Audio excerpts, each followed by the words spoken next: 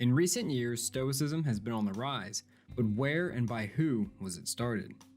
Here in this video, we'll explore the life and mind of the man behind this philosophy, Zeno of Citium. Born the son of a merchant around 336 BCE on the southern coast of Cyprus in a Greek city named Citium, Zeno had plans to take after his father as a merchant. This is until he became shipwrecked in Athens around the age of 22. While in Athens, Zeno obtained a copy of Xenophon's Memorabilia. Astounded and impressed by Xenophon's account of Socrates, he took to philosophy. Zeno was quoted saying, "I made a prosperous voyage when I was shipwrecked," speaking, of course, of his discovery of philosophy. As a young man, Zeno studied under multiple names including Crates of Thebes, Stilpo the Megarian, and eventually becoming a pupil of Polemon. He did not subscribe completely to any one doctrine or creed, but instead took aspects from each, such as the belief that the greatest fault lay in saying yes too quickly to any request, for avoiding this will allow one to live a tranquil life. Around the age of 35 in the year 300 BCE, Zeno started a school of philosophy originally known as Zenoism, later to be changed to the name Stoicism after the stoa-poikle, or painted porch, of the arcade in the Athenian marketplace. In this school, Zeno argued, as said by Professor Forrest E. Bard, that virtue, not pleasure, was the only good, and that natural law, not the random swerving of atoms, was the key principle of the universe. As we enter into the discussion on the teachings of Zeno, it is important to understand that no one of his works survived through the ages, but instead his ideals were passed along by other Stoics, notably Chrysippus and Epictetus, of which in the case of Epictetus also only survives through the writings of his students. Zeno placed great importance on self-awareness and believed that through self-awareness one is also aware of others. He said that man conquers the world by conquering himself. In order for an individual to achieve this, they must understand what is and what is not under their control. Take this scenario proposed by Zeno to better understand why this is necessary. When a dog is tied to a cart, if it wants to follow, it is pulled and follows, making its spontaneous act coincide with necessity. But if the dog does not follow, it will be compelled in any case. So it is with men too. Even if they didn't want to, they will be compelled to follow what is destined. Secondly, Zeno believed that reason and not pleasure should be sought, as well as that all things are impermanent and without lasting value, that suffering came from the desire of what one did not have or what they feared losing. Zeno also wrote, like Plato, a work of literature by the name of Republic, but with, of course, different contents. Of the secondary accounts of the writings of Zeno, this Republic is perhaps the most accurate account of his teachings and what he believed.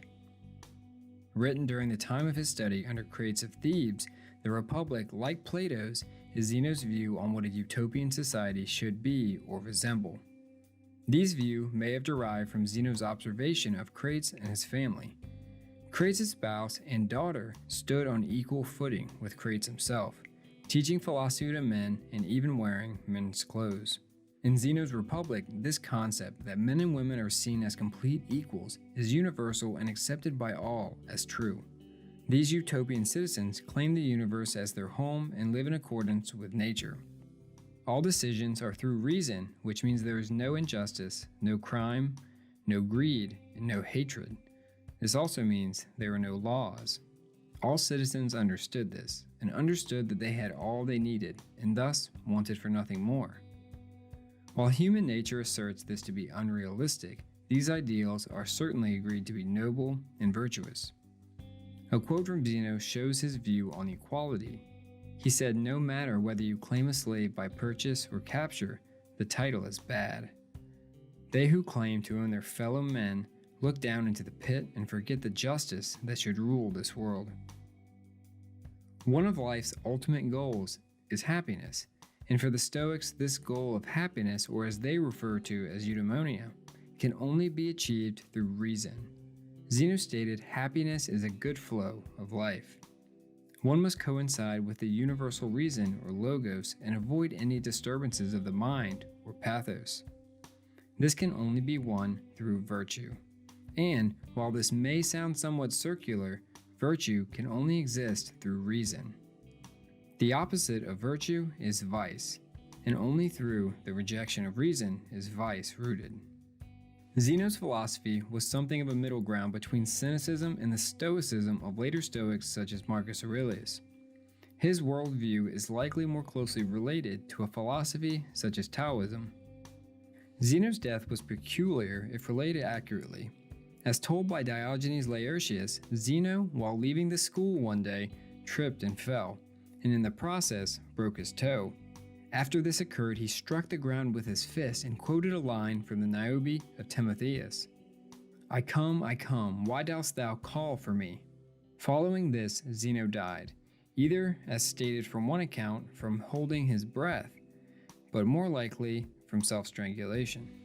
While this cause of death may be the strangest of the ancient philosophers, perhaps for him, a man who exalted reason, may have thought that his life had been good and sufficient, and because of this, did not wish to be unreasonable or irrational in hoping for his pleasant past to be relived, concluding that it was his time to move on.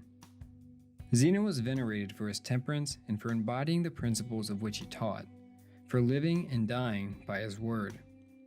The philosophy in which he founded was continued and progressed by other great minds such as Chrysippus, Epictetus, Seneca, and Marcus Aurelius. A philosophy available to all, and a philosophy invaluable to the harsh world of the Greeks and Romans. This philosophy can also be invaluable to you in the increasingly chaotic world that we live in. Make sure you subscribe if you enjoyed this video and want to hear more about Eastern and Western philosophy. See in the description below for the sources of much of the information used in this video. Thanks so much for talking philosophy with me and sticking to the end. Until next time.